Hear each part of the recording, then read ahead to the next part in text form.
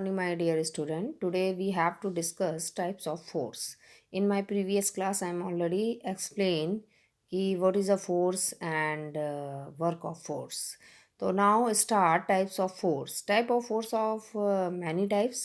First is gravitational force, electrostatic force, magnetic force, muscular force, friction force, elastic force. It is a type of force. Now start first gravitational force. Gravitational force क्या होता है?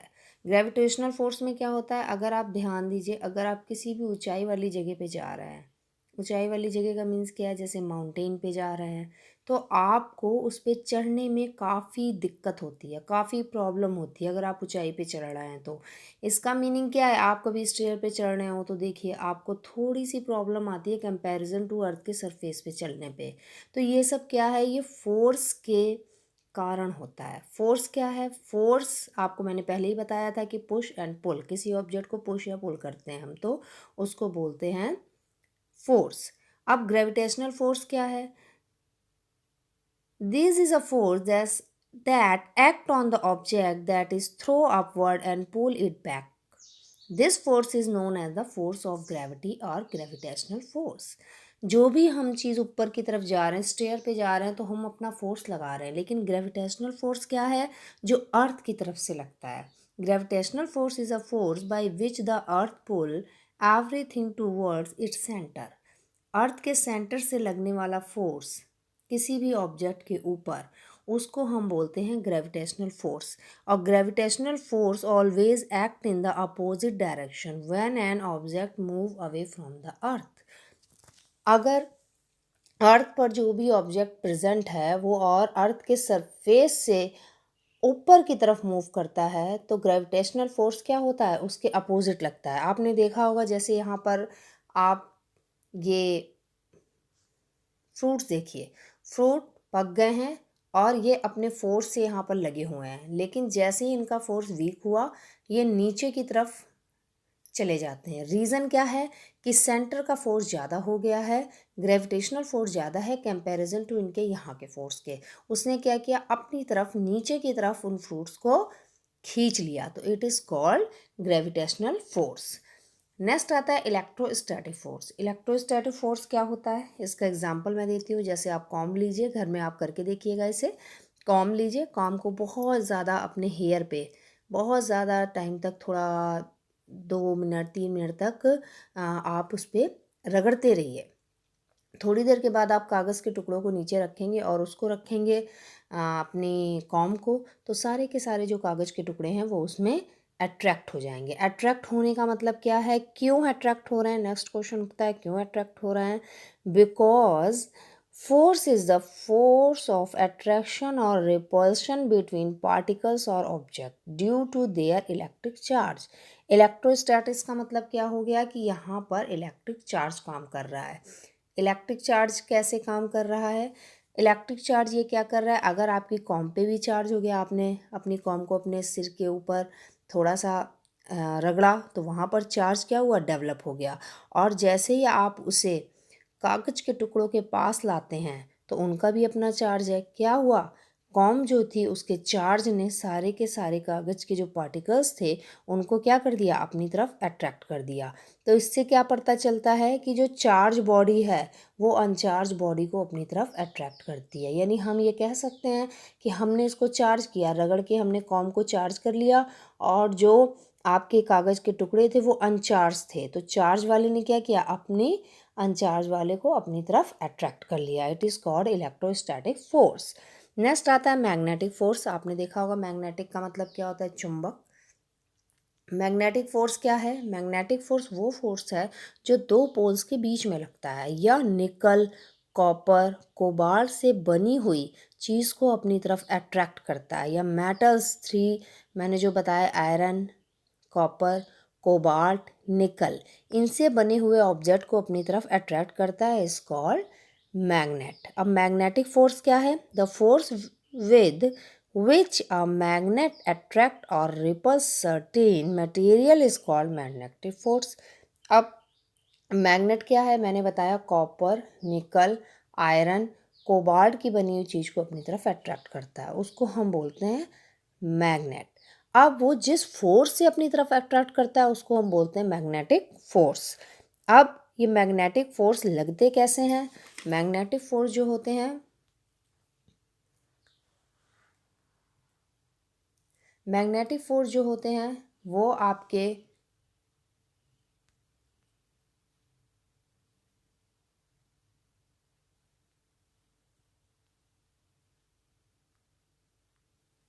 Magnetic force में क्या होता है कि poles present होते हैं। जैसे देखिए यहाँ पर है एक और ये है एक, ये नॉर्थ पोल हो गया, ये नॉर्थ हो गया और ये साउथ हो गया। तो अपोजिट पोल अपने एक दूसरे को अट्रैक्ट करते हैं, एक दूसरे से अट्रैक्ट होते हैं। लेकिन नेगेट जो सेम फोर्स होंगे, जैसे ये देखिए ये मान लीजिए साउथ है और ये साउथ है, ये दोनों सेम पोल हैं तो ये एक दूसरे को रिपल करेंगे। तो ये और सबसे ज़्यादा जहाँ फोर्स लगता है इनके पोल्स पे लगता है, इसलिए हम इनको बोलते हैं मैग्नेटिक पोल्स। नेक्स्ट आता है मस्कुलर फोर्स। मस्कुलर फोर्स क्या है? पता ही चल रहा है, स्टेटमेंट से ही पता चल रहा है कि हमारी जो फोर्स है बॉडी के पार्ट से अप्लाई होता है। जैसे देखिए muscular force is the force applied by the part of our body like arm और लेग। वो फोर्स जो हमारी बॉडी से लगता है, आर्म से, हाथों से या हमारे पैरों से। चलते हैं, बैठते हैं, उठते हैं या कोई चीज़ हम लेते हैं, चेयर को अपनी तरफ करते हैं या हम साइकिलिंग करते हैं, तो ये सब क्या है? हमारी मसल्स हैं उनके थ्रू लगने वाला फोर्स है, इसलिए हम इसको बोलते हैं मस्कुलर फोर्स। नेक्स्ट आता है आपका फ्रिक्शन। फ्रिक्शन फोर्स क्या है? जो एक दूसरे डायरेक्शन के अपोजिट लगता है। जैसे देखिए मैं आपको बताती हूँ, डायरेक्शन के अपोजिट लगने का मतलब क्या हुआ? आप मान लिए अर्थ के सरफेस पे चल रहे हैं, तो ये जो आपका फुट है, फुट के नीचे का जो सरफेस है और अर्थ के नीचे का जो सरफेस है, ये एक दूसरे के अपोजिट वर्क करेंगे। तो वो वहाँ पर जो फोर्स लगेगा वो है फ्रिक्शन फोर्स। जैसे आप देखिए कार चलती है, कार का जो टायर है उसके उसका जो सरफेस और अर्थ का जो सरफेस है, इन दोनों में अपोजिट फोर्स जो लगेगा वो आपका होगा फ्रिक्शन फोर्स। अब फ्रिक्शन फोर्स के एडवांटेजेस क्या हैं? इसके बहुत एडवांटेजेस हैं। पहला, friction between the tyre and the road always vehicle to move speedily. अगर ये फ्रिक्शन फोर्स लगता है तो हमारी स्पीड क्या होती है? बहुत बेटर हो जाती है, बहुत अच्छी हो जाती है और हम कम टाइम में अपनी ट्रैवलिंग कंप्लीट कर लेते हैं। कहते हैं ना, सड़कें अगर अच्छी होंगी तो हमारी जो यात्रा है या हम जहाँ जाना है बहुत ही कम टाइम में पहुँच जाएंगे। नेक्स्ट आता है कि अब आप मैच बॉक्स लीजिए, मैच बॉक्स का जो ब्राउन वाला पार्ट होता है आप उसे कभी टच करके देखिएगा, थोड़ा सा रबिश होता है। और जो माचिस की तीली होती है जहाँ से हम बर्न करते हैं वो बहुत ही ज़्यादा स्मूथ होती है। तो क्या हुआ? रफेज सरफेस और जो माचिस है उसका सरफेस बिल्कुल स्मूथ है। जब हम उसके ऊपर उसको रगड़ते हैं, रबिश करते हैं, तुरंत वो बर्न हो जाती है। तो रीज़न क्या है? Opposite direction. हम जब उसके ऊपर माचिस लगाते हैं मैच बॉक्स के ऊपर तो आप देखिएगा थोड़ा सा फोर्स लगाते हैं और जो अपोजिट डायरेक्शन में वही फोर्स वर्क करता है और हमारी मैच बॉक्स जो होती है, माचिस जो होती है वो जल जाती है। नेक्स्ट हमारा आता है कि और जो आप देखिए एथलीट होते हैं बड़े बड़े, या अपने शूज़ की शेप देखिए, जो बेस होता है शूज़ का वो थोड़ा सा ऐसा बना हुआ था है कि उसके बीच में गैप होता है, यानी उसका जो सरफेस है वो रफज होता है। और जैसे जैसे आपकी चप्पल हैं या आपके शूज़ का बेस जो होता है, नीचे वाला सरफेस बिल्कुल स्मूथ होता जाता है तो आपको चलने में प्रॉब्लम होती है। रीज़न क्या है?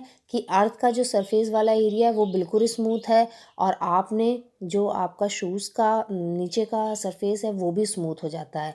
तो दोनों सेम सरफेस हो जाते हैं, सेम कैरेक्टर हो जाते हैं, इसीलिए चलने में प्रॉब्लम होती है। एक का रफज होना और एक का स्मूथ होना, अपोजिट कैरेक्टर भी होने चाहिए, वहाँ पे फ्रिक्शन बहुत अच्छे से लगता है। अब एथलीट हैं, उनके शूज़ की सरफेस जो नीचे की होती है बिल्कुल डिफरेंट होती है, इसीलिए वो रनिंग बहुत अच्छी करते हैं। Okay, without friction we would not able to hold anything with our hand or write with a pen or a pencil. They would slip out of our hand. आप कह रहे हैं कि जो हमारी देखिए पेन या पेंसिल्स होती हैं उनकी शेप और हमारे जब हम उनको पकड़ रहे होते हैं और जो हम जिन पे लिख रहे होते हैं सबके सरफेस में डिफरेंस होता है। अगर हम बहुत ज़्यादा शाइन करने वाले पेपर्स पे लिखें, बहुत ज़्यादा जो शाइन करते हैं, तो आपको पेन से लिखने में प्रॉब्लम होगी। रीज़न क्या है कि पेन की जो सरफेस है वो बहुत ज़्यादा स्मूथ है, और अगर कागज़ भी स्मूथ हो जाएगा तो लिखने में प्रॉब्लम हो जाएगी। तो इसमें क्या निकलता है कि आपका सरफेस एक रफ़ होना चाहिए और एक स्मूथ होना चाहिए, तो फ्रैक्शन फोर्स बहुत अच्छे से काम करता है। नेक्स्ट क्वेश्चन आता है, अगर इसके एडवांटेजेस हैं तो इसके डिसएडवांटेजेस भी होंगे। इसके डिसएडवांटेजेस क्या हैं हम देखते हैं। इसका सबसे बड़ा डिसएडवांटेजेस ये है कि अगर friction makes it difficult for heavy object to move. जैसे आप हैवी कोई भी ऑब्जेक्ट ले रहे हैं, आप जैसे साइकिलिंग कर रहे हैं, मान लीजिए कि आपने साइकिलिंग शुरू कर दी, आप साइकिलिंग कर रहे हैं, तो क्या होगा कि ऊपर की तरफ जो आप साइकिलिंग करते हैं, अगर रफेस एरिया नहीं है तो बहुत प्रॉब्लम होती है। और फ्रिक्शन प्रोड्यूस करता है lot of heat that may damage machine part, बहुत ज़्यादा हो जाता है तो। और the sole of our shoes and the surface of the tyre wear out because of friction. अगर कभी कभी टायर्स स्मूथ हो जाते हैं तो हमें चलाने में भी बहुत ज़्यादा प्रॉब्लम होती है रोड पे अपने व्हीकल्स को। अब हम देखते हैं कि यहाँ पर ये जो इन्होंने रियल वर्ड दे रखा है, friction force is greater between roughest surface than between smooth surface. यही पॉइंट मैं आपको कल से बता रही थी कि अगर एक सरफेस रफ होगा और एक सरफेस स्मूथ होगा तो फ्रिक्शन बहुत अच्छे से काम करेगा, लेकिन अगर दोनों सरफेस सेम हो गए तो फ्रिक्शन का वर्क करना बहुत मुश्किल है। नेक्स्ट क्वेश्चन आता है कि इलास्टिक फोर्स क्या होता है। Elastic force is the force exert by an object trying to return to its original state. Elastic force क्या है? वो फोर्स है जो ऑब्जेक्ट को अपने ओरिजिनल शेप में लाता है। जैसे आप देखिए, आपका ये आप रबड़ ले लीजिए, रबड़ को अगर आप हल्का सा फोर्स लगाते हैं तो उसका साइज़ क्या है, इंक्रीज़ हो जाता है, लेकिन जैसे ही आपने अपना फोर्स हटाया वो अपने रियल शेप में आ जाती है। इसी तरीके से यहाँ देखिए, इसको हम हिंदी में गुलेल बोलते हैं।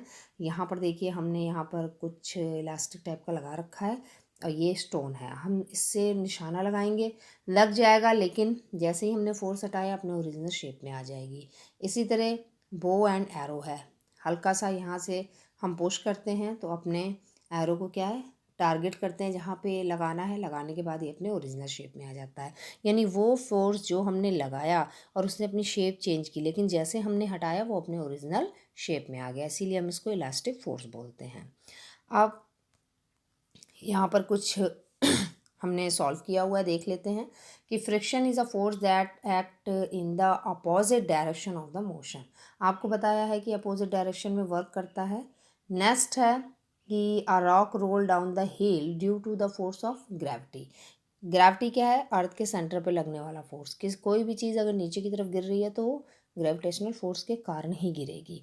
अ मैग्नेट में अट्रैक्ट और रिपल एन अदर मैग्नेट, यानी यहाँ पे पोल्स है, अगर अपोजिट पोल होगा तो अट्रैक्ट होगा और सेम पोल होगा तो रिपल होगा। Next, electrostatic is a force of attraction और the repulsion between particles object. Electrostatics क्या है? चार्ज के बीच में लगेगा, इलेक्ट्रॉन्स के बीच में लगेगा, मैंने आपको बताया हुआ है इलेक्ट्रिक चार्ज। नेक्स्ट आता है इलास्टिक फोर्स क्या है? Is the force exert by an object trying to return to the natural state. ये अपनी नेचुरल स्टेट में बैक होके आ जाता है। अब 2 पॉइंट्स और हम पढ़ लेते हैं, एनर्जी एंड हीट एनर्जी। अभी तो हमने फोर्स पढ़ लिया, एनर्जी क्या है? Energy is the ability to do work. Energy क्या है? वो कैपेबिलिटी, वो क्षमता जिसकी हेल्प से हम वर्क करते हैं, उसको बोलते हैं energy. It can only be the transfer from one form to the another. याद रखिए कि हीट एनर्जी कभी ख़त्म नहीं होती है, सिर्फ उसकी फॉर्म चेंज होती रहती है। फोर्स हमने लगाया, ऑब्जेक्ट मूव हुआ, यानी कि ऑब्जेक्ट में एनर्जी ट्रांसफ़र हुई, उसके बाद उस ऑब्जेक्ट ने वर्क किया। Energy exist in different form, बहुत सी फॉर्म में एनर्जी एग्जिस्ट करती है अपने आप को, जैसे हीट एनर्जी, लाइट एनर्जी। अब हम सन से जो भी एनर्जी अब्जॉर्व करते हैं, प्लांट जो होते हैं फूड बनाने के लिए, उस एनर्जी को हम क्या बोलते हैं? नॉर्मली बात है, उसको हम नेचुरल एनर्जी बोलते हैं, लाइट एनर्जी बोलते हैं।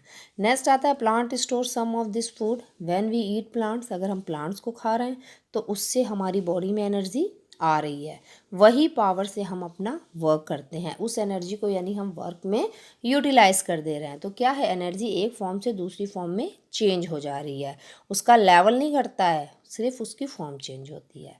अब नेक्स्ट आता है हीट एनर्जी। क्या है? Heat is a form of energy that we can feel but can not see. अब हीट एनर्जी क्या है, हम फील कर सकते हैं लेकिन हम उसे देख नहीं सकते। There are many sources of heat energy but sun is a main source. अब हीट एनर्जी के लिए हम क्या कहते हैं, सन हमारा जो है वो मेन सोर्स है, क्योंकि ये बहुत ही हाई लेवल पे हमें मिलता है। Burning of fuel as wood, coal, kerosene, petrol, oil, ये सारे के सारे हीट प्रोड्यूस करते हैं। तो many gadget like oven and hair dryer are also source of heat energy है, जो कि हम आर्टिफिशियल तरीके से बनाते हैं। तो heat energy help us dry wet cloth, cook food and keep our self warm. यानी हीट एनर्जी हमें 3 चीज़ में हेल्प कर रही है, कपड़ों को सुखाने में या गीला किया है हमने जिन कपड़ों को, और हमारे खाने को बनाने में, और हमें गर्म रखने में यानी हमें वार्म करने में ठंड के टाइम में। तो ये हमारी क्या है, ठंड हो या गर्मी हो, हमारी बॉडी के टेम्परेचर जो है वो हीट के थ्रू ही मेंटेन होता है। अब आप ये मत कहिएगा कि हम अपने आप को जला रहे हैं, नो। जो हमने फूड लिया हुआ है उससे जो एनर्जी हमारे अंदर आई हुई है वो हमारी बॉडी में हीट को मेंटेन रखती है। तो बेटा thank you so much. Any problem please write comment on comment box. Thank you.